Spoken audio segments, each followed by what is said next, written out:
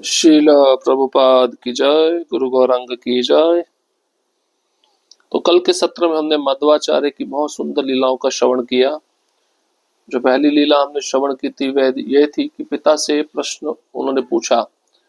उनके पिता भागवतम पर प्रवचन दे रहे थे। उन भागवतम के प्रवचन में एक श्लोक आया जो वृक्षों से संबंधित था।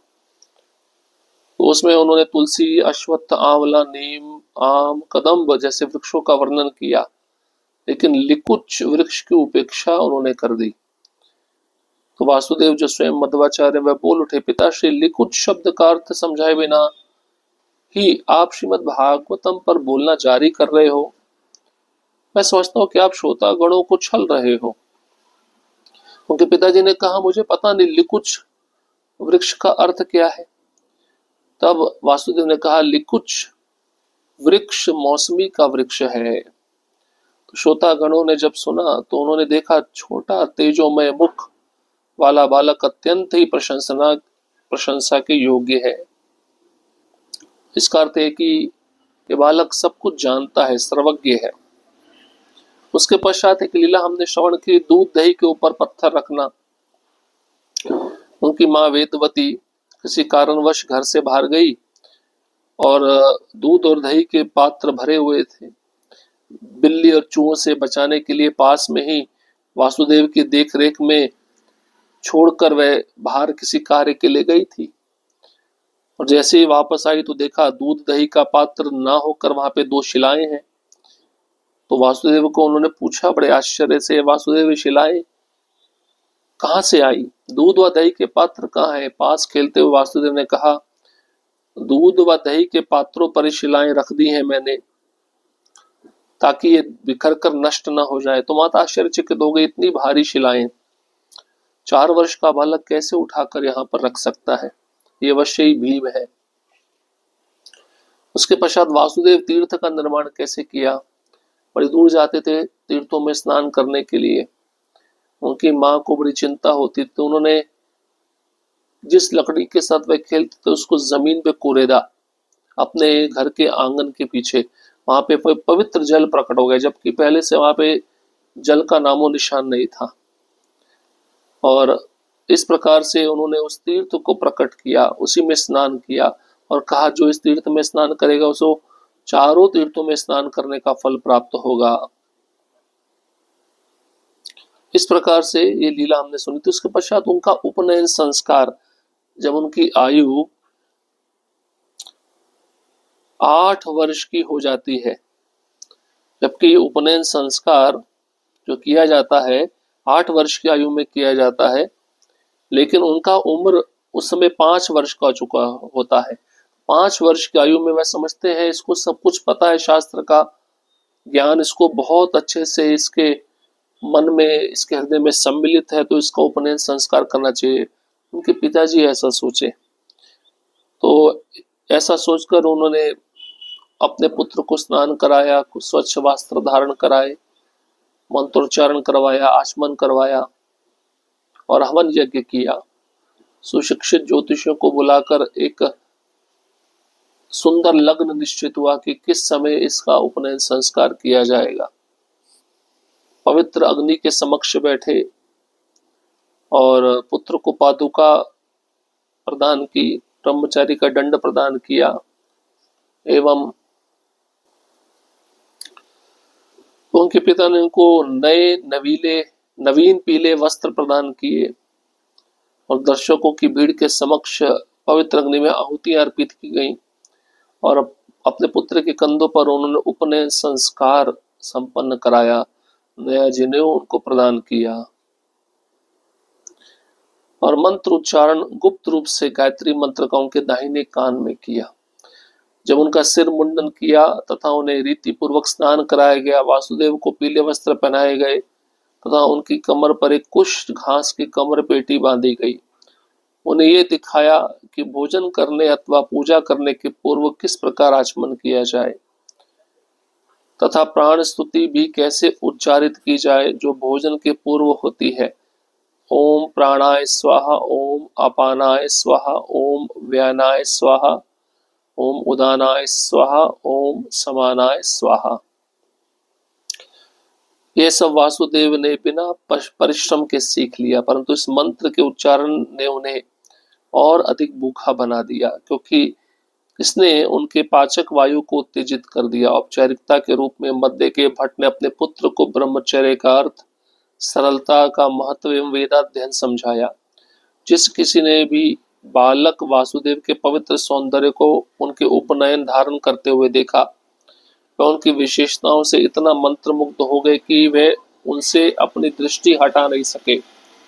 देवतागण एवं उनकी पत्नियां भी उपनयन संस्कार समारोह में उपस्थित थी, यद्यपि वे भौतिक दृष्टि वाले व्यक्तियों के लिए अदृश्य रहे। तो उसके पश्चात वासुदेव का सिर मुंडन कराया गया, उनको रीति पूर्वक स्नान कराया गया, पीले वस्त्र पहनाए गए, कमर पर कुश घास की कमर पेटी बांधी गई और सिखाया गया, उनको दिखाया गया कि भोजन करने अथवा पूजा करने से पहले किस प्रकार आचमन किया जाता है, तथा तो प्राण सुति भी कैसे उच्चारित की जाए जो भोजन के पूर्व होती है। सवलभ भोजन करने से पहले भी कुछ मंत्रों का उच्चारण पूर्व जमाने में ब्राह्मण लोग करते थे। अब ये सब कुछ सीखने से बिना कठिनाई के उन्होंने सीख तो लिया, लेकिन इन मंत्रों के उच्चारण से उन्हें अधिक भूख लगने लगी, जिससे उनके पाचक वायु को उत्तेजित कर दिया इन मंत्रों ने। तो औपचारिकता के रूप में मध्य के भट्ट ने अपने पुत्र को ब्रह्मचर्य का अर्थ समझाया, सरलता का महत्व समझाया, वेदाध्ययन समझाया, जबकि उनको ये सब कुछ पहले से आता था।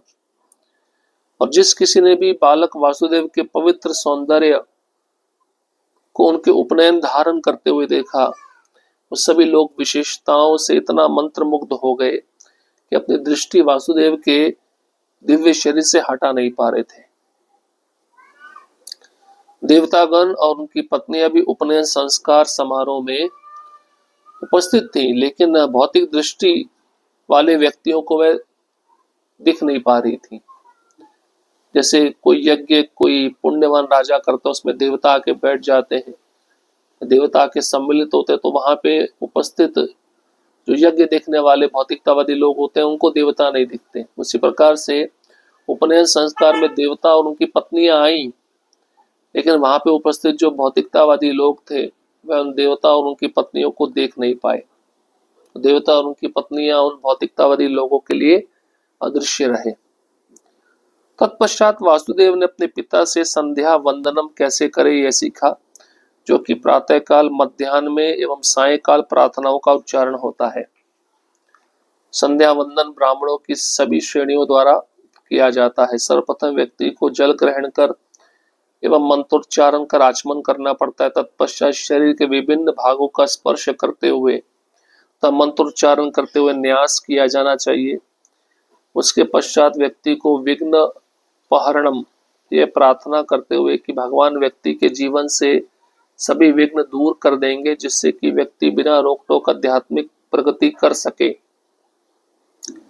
तत्पश्चात वासुदेव ने प्राणायाम करना सीखा। इसके पश्चात व्यक्ति को एक घोषणा करनी चाहिए जिसे संकल्प कहते हैं। संकल्प का एक उदाहरण ओम भगवद आज्ञाय भगवत कैंकर्य रूपम प्रातः संध्यायाम उपाशिष्य। प्रातः संध्यायाम उपाशिष्य। मैं अब प्रातः कालीन संध्या वंदन में अपने गुरु की आज्ञा से भगवान की सेवा हेतु युक्त हूँ।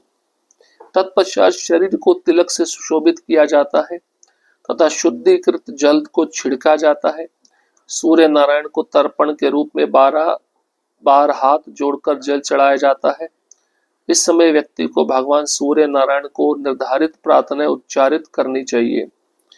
इस प्रकार मध्य के ब्राह्मण ने अपने प्रिय पुत्र को व्यक्तिगत उदाहरण से यह प्रदर्शित किया कि द्वितीय बार जन्मे ब्राह्मणों द्वारा पालन की गई विधि क्या होती है। परिणाम स्वरूप संध्या की रीतियां वासुदेव के हृदय में उनके नियमित अभ्यास के रूप में गहराई से समा गई। तो यहाँ पे बताते हैं संध्या वंदन कैसे किया जाता है। ब्राह्मण जो होते हैं जिन्हें धारण किया होता है, दिन में 3 बार भगवान और गुरु का स्मरण करते हैं, सुबह, दोपहर और शाम को। तो उनके पिता मध्य के भट्ट ने मध्वाचार्य वासुदेव को संध्या वंदनम कैसे करते हैं ये सिखाया।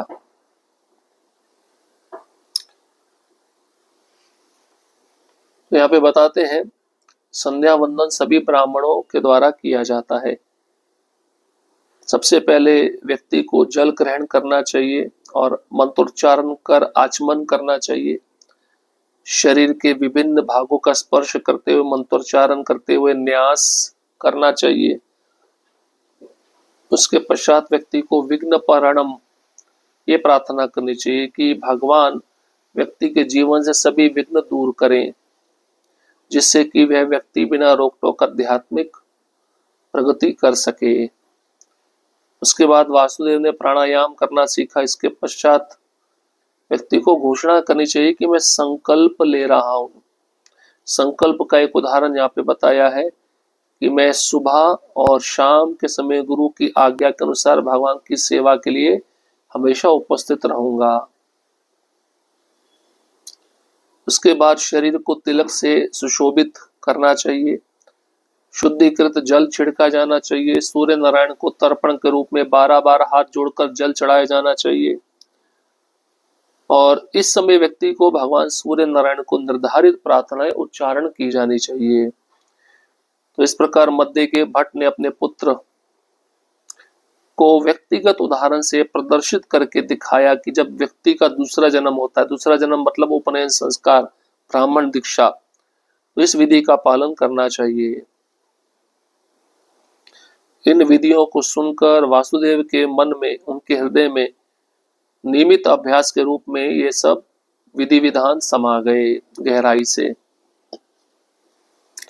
सूखी छड़ी से अंकुर। उपनयन के उपरांत ऐसा हुआ कि एक बार वासुदेव के पिता ने उन्हें हाथ में छड़ी उठाए घूमते हुए देखा तो उन्होंने पूछा, हे वासुदेव, तुम ये छड़ी लेकर क्यों घूम रहे हो? वासुदेव ने कहा, हे पिताजी, मैं वैष्णव सिद्धांत की स्थापना करूंगा। उनके पिता मुस्कुराकर बोले, हे बालक, यह कलयुग है। अधर्म के इस युग में तुमसे भगवान के विषय में कौन सुनेगा? ये ठीक वैसा ही है जैसे छड़ी से अंकुर फूटना। वासुदेव ने कुछ नहीं कहा। उन्होंने घर के सामने गड्ढा खोदकर छड़ी लगाई, उसमें जल दे दिया। उनके पिता ने इसे कोई क्रीड़ा समझा, परंतु कुछ ही दिनों में उसमें अंकुर फूटने लगे और वह पेड़ की तरह बढ़ने लगी। तब उन्होंने सोचा कि अवश्य ही वैष्णव सिद्धांत की स्थापना ये बालक करेगा। मणिमंत सर्प के रूप में पैदा हुआ एक असुर ये सब कुछ सुन रहा था। उससे ये सहन नहीं हुआ। पेड़ को नष्ट करने के लिए उसने अपने विषैले दांतों से उसे काट दिया, परंतु वासुदेव अमृत है और उनके हाथ अविनाशी है। मणिमंत के काटने पर भी उनके द्वारा लगाया गया पेड़ कहीं से भी नहीं सूखा। यह पेड़ निरंतर बढ़ता ही गया। यह कलयुग में भी वैष्णव सिद्धांत के व्यापक रूप से फैलने का एक सूचक है। तो उपनयन संस्कार हुआ। उसके बाद में एक बार वासुदेव के पिता ने देखा कि मेरे पुत्र के हाथ में छड़ी है और छड़ी उठाए हुए वह घूम रहा है। तो उन्होंने पूछा अपने पुत्र को, हे वासुदेव, तुम ये छड़ी लेकर क्यों घूम रहे हो? तो वासुदेव जो स्वयं मध्वाचार्य, उन्होंने कहा, पिताजी, मैं वैष्णव सिद्धांत की स्थापना करूंगा। कि पिता मुस्कुराए और बोले, ये बालक, ये कलयुग है। अधर्म के इस युग में तुमसे भगवान के विषय में प्रवचन कौन सुनेगा? ये ठीक वैसा ही है जैसे छड़ी से अंकुर फूटना। एक उपमा उन्होंने दिया। वासुदेव ने उस समय तो कुछ नहीं कहा, लेकिन घर के सामने गड्ढा खोदकर छड़ी लगाई, उसमें पानी देने लगे। उनके पिता ने सोचा कोई खेल कर रहा होगा मेरा बालक, परंतु कुछ ही दिनों में उसमें अंकुर फूटने लगा और वह जो खड्डा खोदकर छड़ी लगाई थी वह पेड़ की तरह वह छड़ी बढ़ने लगी। तब उन्होंने सोचा कि अवश्य वैष्णव सिद्धांत का स्थापना ये बालक करेगा। तो वहीं पर मणिमंत सांप के रूप में एक असुर पैदा हुआ था जो सब कुछ सुन रहा था। उससे ये सब सहन नहीं हुआ। अब पेड़ को नष्ट करने के लिए उसने अपने विष भरे दांतों से उसे काट दिया, परंतु वासुदेव अमृत है, उनके हाथ भी अविनाशी हैं। तो मणिमंत सर्प के काटने पर जो वासुदेव ने पेड़ लगाया था वह कहीं से भी सूखा नहीं और वह पेड़ निरंतर बढ़ता गया। ये कलयुग में भी वैष्णव सिद्धांत के व्यापक रूप से फैलने का सूचक था। अब इस मणिमंत्र सर्प राक्षस का उद्धार वासुदेव स्वयं मध्वाचार्य कैसे करेंगे, इसको हम अगले सत्र में श्रवण करेंगे। हरे कृष्ण कृष्ण कृष्ण हरे हरे, हरे राम राम राम हरे हरे। श्रील प्रभुपाद की जय, गुरु गौरांग की जय।